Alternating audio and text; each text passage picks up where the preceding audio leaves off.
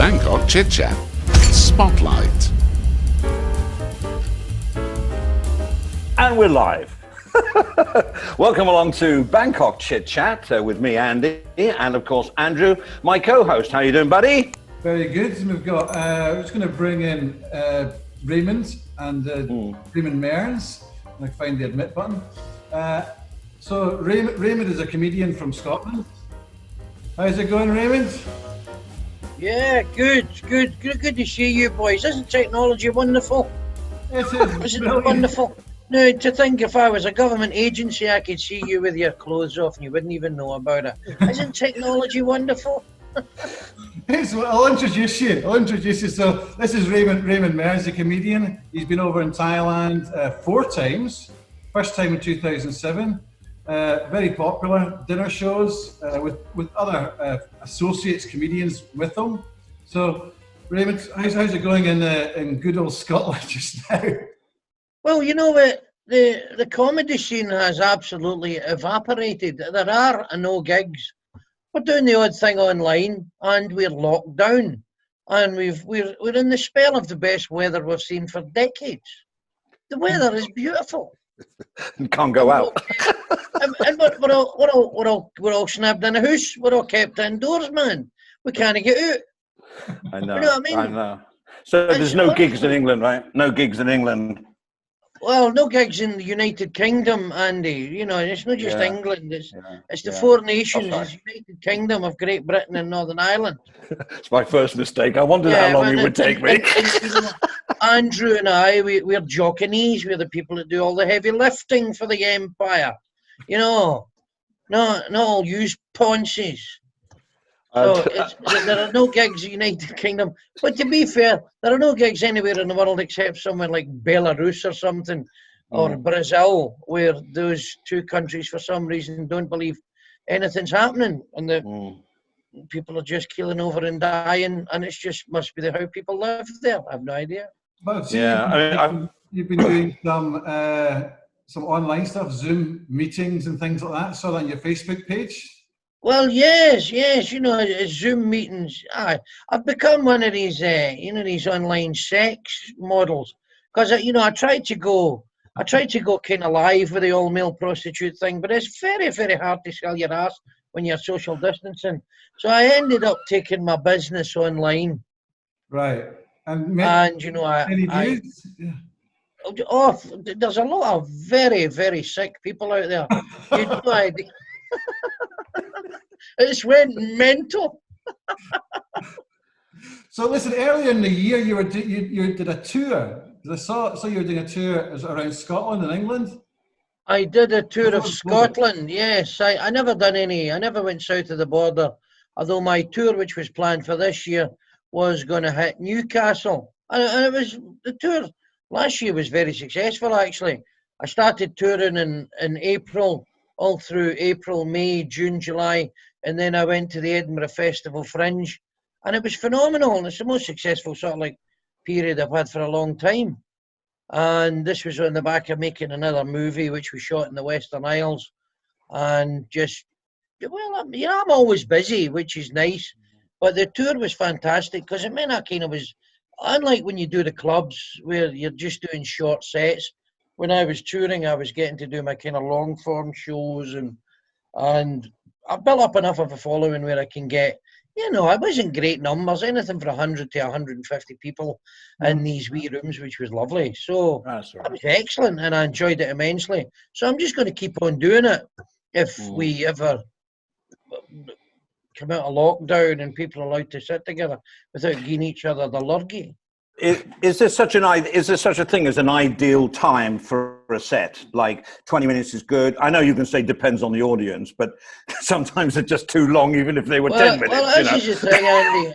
It's a curious idea. If you're funny, a comedy gig is a curious thing, because if it's going well, it flashes past in an instant. So an hour can feel like 20 minutes. But if you're dying in your arse, and that's what we call it, it's an occupational hazard. If you're dying in your arse, then 5 minutes can feel like a week in prison.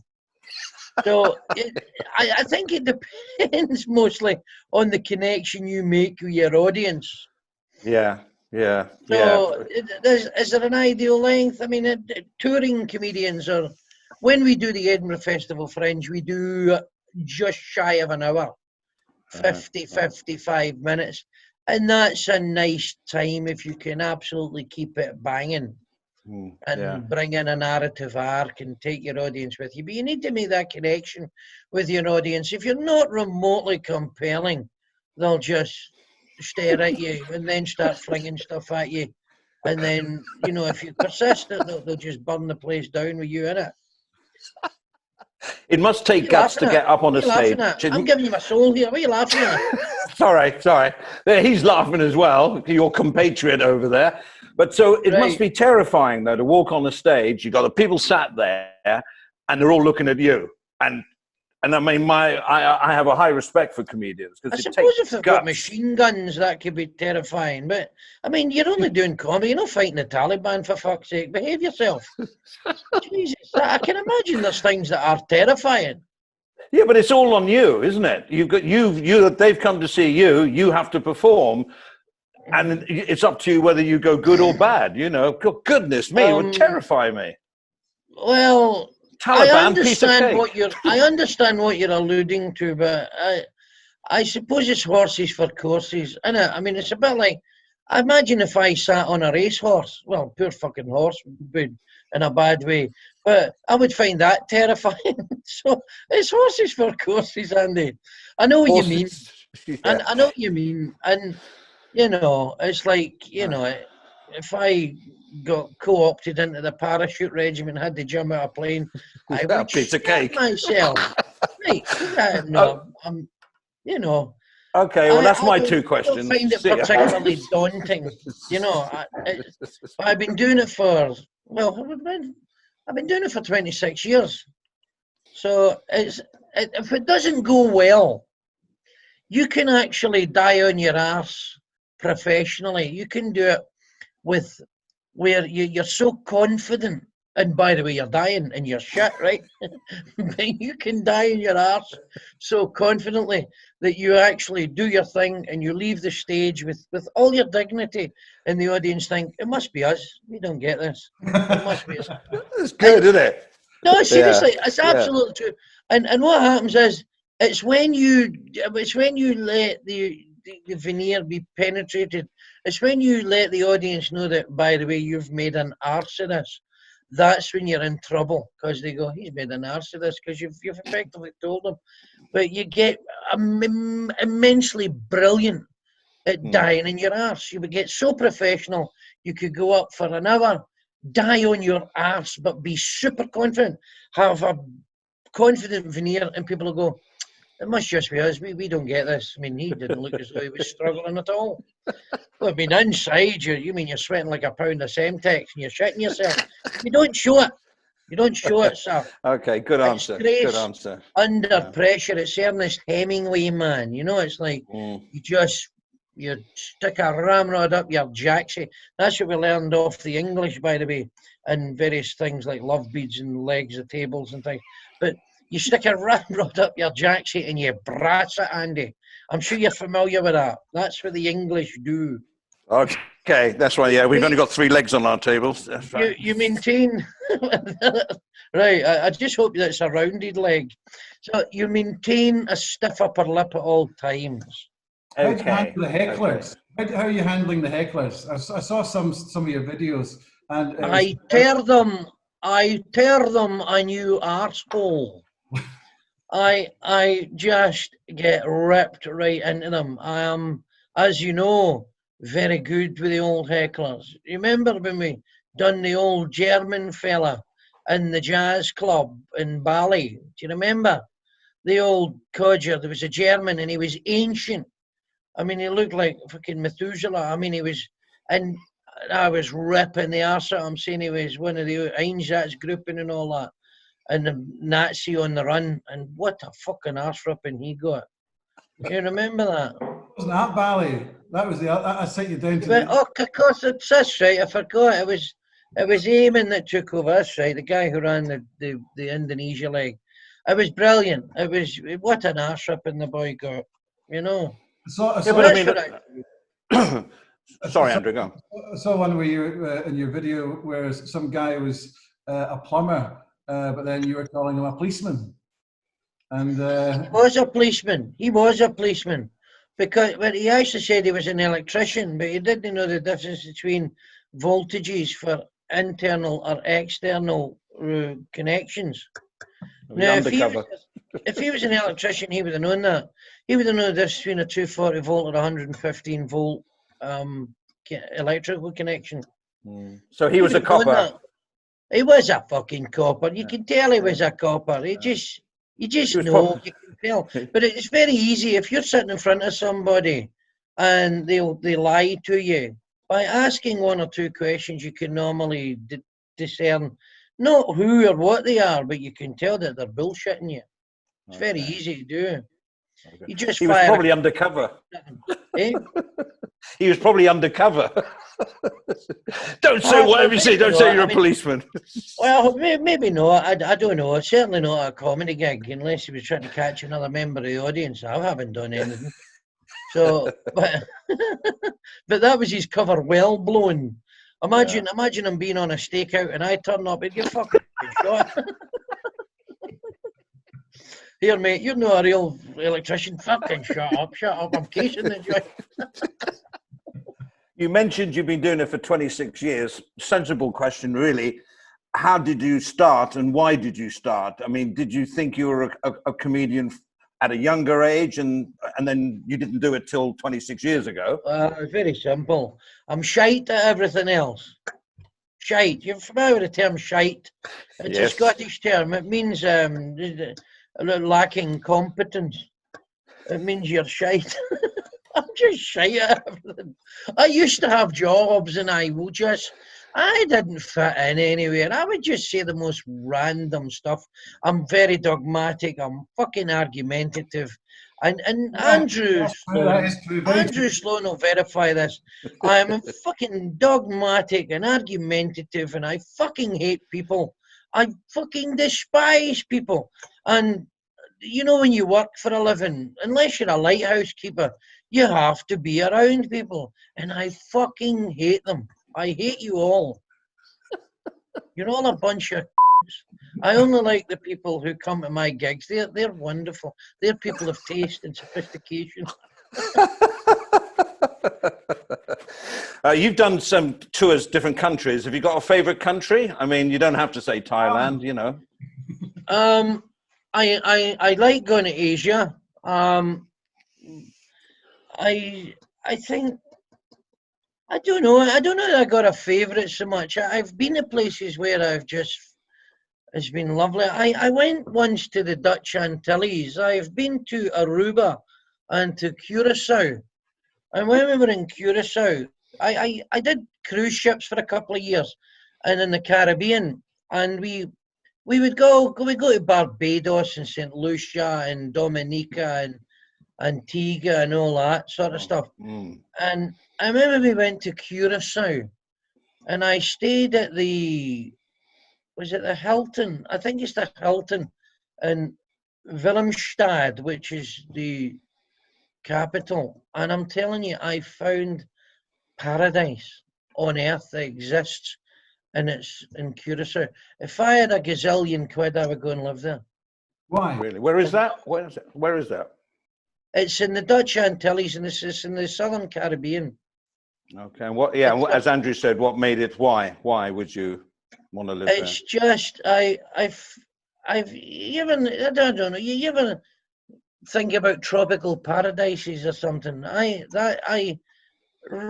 hotel, the beautiful hotel, and out the back there's this wee beautiful cove with rocks on either side, and the sea comes in. And I remember standing at night. We just had a party with all these KLM people, because you know KLM's the Dutch airline. And we had this cracking party with all these cool people. And I remember just standing by the sea behind this hotel, and the moon was low in the sky, so it was enormous, just on the horizon. And I'm drinking rum and coke, and I'm so mesmerised and pished, the sea came up to my shins and I never even noticed it. It was brilliant. I love it there. Sounds But I nice. like being in tropical places. I love being in California. I love being in Florida. I You're not built. love being in Western Australia. You're not built for the heat. You've got that funny hat that you always wear at safari. But I travel, and I've got that fucking daft hat that makes me look like Deputy Dog or a bit special. And it's good when you wear that hat because people move out your way. You don't have to queue with that hat. People go, there's a man, he's fucking not right. He's special. They better let him in. He's probably into buying medication or stuff to stick up his ass or something. He's not right. But because I travel, I'm very good in the heat. Because I'm a ginger, I do have to wear suntan lotion. But the heat doesn't bother me at all. I could be Lawrence Arabia, no problem. I'd be running about the fucking desert in a bedsheet, no bother. What's a I'm very ganger? adaptable. What's a ganger? What's a ganger? Did you say A ganger? ganger, a ginger, a ranger, a ginger, a ginger-headed Scottish person, a bit like Sloaney. I've got much hair. A ginger. So yeah, get ginger hair. I'm fair skinned. I've got ginger hair, and no, it's true. If I didn't wear any suntan lotion or anything, I would be in big trouble. But I'm very good at that. I'm very, very good. I was in Australia. I went to the Perth Fringe World Comedy Festival at the start of 2019, and God, it was 40 Celsius during the day. And I had factor 50 on. And I remember walking I got the train down to Fremantle from where I was in Perth. And I walked about 10 miles in the heat, no problem. Just the only thing I missed a wee bit on the back of my leg, which got a wee bit burnt. But no, I'm very good at managing heat. Because I travel, dear boys. I get around. I know in the present pandemic, can't even go in the fucking street, but you get to jail. All these electricians turning up, turns out they're fucking coppers, arseholes. So I see this woman, Jane Goody, or Jane, what's her name? Goodman. She's been taking the mickey out of all the different politicians. When was that? It's a Glaswegian woman, yeah. Jane. Oh, Jeannie Goodman. Yes. You talking about Jeannie? It does the voiceovers. Yeah, fantastic. Really, really funny. They're amazing. And what Jeannie's done is phenomenal. Jeannie's just hit the zeitgeist with that. I think she's just, because I don't know what it is. I think people are just so fucking sick of politicians. Because they're either, well, in the case of the President of the United States, they're either complete fucking morons or just dogmatic right-wing arseholes. I think what Janie's done to give them another voice and to make fun of them in the absence of anything like spitting image and all that, I think she's absolutely caught the zeitgeist and just ripping the piss out of them. But the thing is, people, she's keeping the message. What's as good as when she does one of these sketches, she's actually keeping the same message but making it more, how can I say, more grounded. She's just doing it in her own inimitable way. I mean, Jeannie's got a real voice, and it's a great voice, and it's just very, it's solid and it's strong and it's hard and it's authentic, and this is how she would say it, and I think people, I don't know, I think people connect to that. I think people connect with, especially Scottish people, I suppose, and people that can kind of get what she's talking about. But she's getting hundreds of thousands of hits. Jeannie goes on tour and sells out big 500-seat theatres. Really? She's doing, as a consequence of that, she's found a big audience for herself. So how about you? You're also doing some stuff on STV, was it radio, and also a television and the TV as well?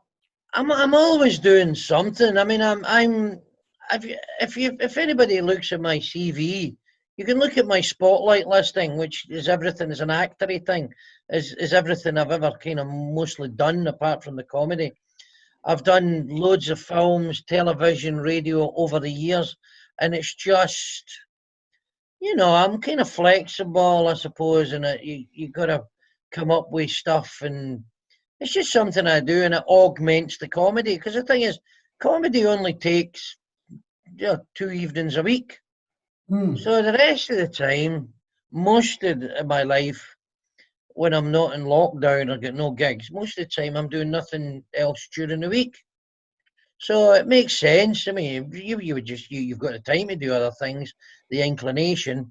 So people get me on to do other things, and that's just pretty much always been a constant feature of what it is I do. I don't really kind of talk about it because I'm not sure it is. I even know what it is I do. Well, this is actually something I'm going to say, because when you were over, before we were chatting, I said, do you plan all this and all stuff? He said, no, I just speak shite. That's all. But you obviously plan because you've been saying you've got different, when you're doing your tour, you plan something. Do you actually write your stuff, or you just got bullet points and you just come out with a story? No, I don't. I've never written anything in my life. When I did my own kind of radio shows, I had to write a script for the whole show that the producer needed, and that was a pain in the arse because I've never written anything in my life. So, and I certainly don't plan anything. I just take my luck as I find it, because I think it was Tom Hanks that said that, you never know what the tide's going to bring in. Well, some days it brings in condoms and jobbies, but you never know what the tide's going to bring in, and I kind of just take my luck as I find it. I've never been particularly interested in, I'm 52 years old. I'm not terribly egotistical. I'm not even terribly bothered about talking about myself or what I do. I just do what I do. I think you do your thing, you put it out there, you raise a flag. Hopefully some people come and see it and you'll get a living. I mean, you've done movies and TV, sitcoms and that, and radio, you were saying, and stand-up. Out of all those, I know now at this moment in time with the pandemic, you would take anything, but what's your favorite to do? Stand-up or TV or movies? What do you enjoy the most? I once did a television commercial for cheese strings and they paid me 20,000 quid. I fucking really enjoyed that. I'll be honest with you, Andy, I am a fucking materialistic weasel. I love doing what people will pay me massive money for. And Andrew Sloan knows this because I've been tearing the arse out of him for years. It's just about making a living. I'm not so sure. I kind of enjoy it all. I don't think there's anything that specifically I want to or don't want to do. What I really wanted to be was a brilliant guitar player and make a living as a guitarist. But I'm not good enough. I was never good enough. Yeah, but you've got a collection of guitars, and I saw you had a song that you did online with Zoom. I've done a couple of those. Really good. They're shite. They were good. They are shite. I always wanted to be a musician, right? But I never made any money. I mean, I maybe made. I know for a fact I made £130 in my entire career as a musician. All right, okay. Right? Yeah. Oh no, I bet you I never made any more than 1,000 quid because some of those records actually be sold. Some of them, they weren't records; they were downloads. But I've never made more than 1,000 quid. In all the years I've been doing musical stuff, and it's just, I'm just not good enough. Well, remember you went to the place on top of Soy 22. There was a rock bar, and you played in there, and you were playing with a band. Where was that? When was that? I don't remember that. What? You were over in Bangkok. Oh, of course, yeah. Was that me and Sam? That's right. These boys, that's right. I remember that, yeah. Tell me about it. I'm very enthusiastic about it. But I've never made money as a musician. I really wanted to be a musician. But I'm fucking terrible at it. What happened on Soy 22, Andrew? Just explain. There was a band playing. I remember it. And the guitar player, the wee boy playing the guitar was very, very good. And we were with another comic, Sam Avery, who's a bass player. And so I think we sung a couple of numbers. I know we maybe did what? Honky Tonk Women or something. I have no idea what we did. Did some Stones numbers, maybe. Cool. And I can do that. And we also, on that trip, we went down to the hotel further down, or was it the Irish place? Maybe we met it was an American guy. He does stuff in this fucking fake Irish bar. I don't know. We jammed with him for quite a while. I think we did about a dozen numbers that night. And Sam kind of played the he did percussion on these I don't know what they're called, these boxes that you fucking sit on and slap. I have no idea. I don't know. But that's what I really, I wanted to be a musician. Because musicians get birds. It's all about pulling. It's all about money and sex. You had toys. I've never been able to get sex from my art, and I'm not making any fucking money either. I'm talking to YouTube bombs. Okay, we've got about 5 minutes left on this timing. So, just to give a background, so you were over here. Well, the first time I brought you out was 2007, and it was always right. It was because it was the time I'd just finished my chieftain position within St Andrews Society, and I was starting a business group. She came out like a 2-hour session, 2 1-hour sessions, which was amazing. The first session was all sort of anglified. Second session, he turned around and said, "This is just for you and the boys." Aye. I think that was the idea, you know, because there was a load of jocks, and certainly some of the international fellas, they didn't really kind of get the second half of the show. Yeah, because I did it in my own accent and used some colloquialisms. That's four times you were out. So we're hoping to try and get you out sooner rather than later. Whatever. I mean, if we can make that happen, that'd be beautiful. So we'll see what happens with the COVID, because a lot of people remember you from these different shows, because everyone got pretty much leathered at it as well. And half of the show was actually doing the raffle at the end, when you were taking the mickey out of the guys. And especially Northern Irish individuals, that's a memory where you turned around and said that the Northern Irish are the only country that has a more scary accent than the Glaswegians. That's true. Oh, yeah, you think Scottish are kind of forceful, but it's the Belfast thing, you know. You've got 15 minutes to get out. There's just something about it, that clipped thing. Hello there, big lad. What are you doing in here? You know, and it's dead. Unlike the Southern accent, which is, hello, how are you? Come in, have a pint of Guinness. Diddly-dee. I know, it's very different.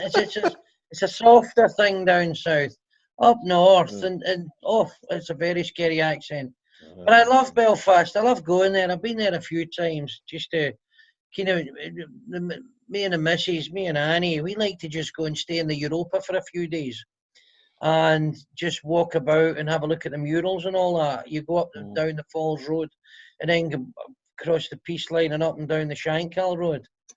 And it's fascinating. I love it. I love Belfast. It's just one of those really cool cities.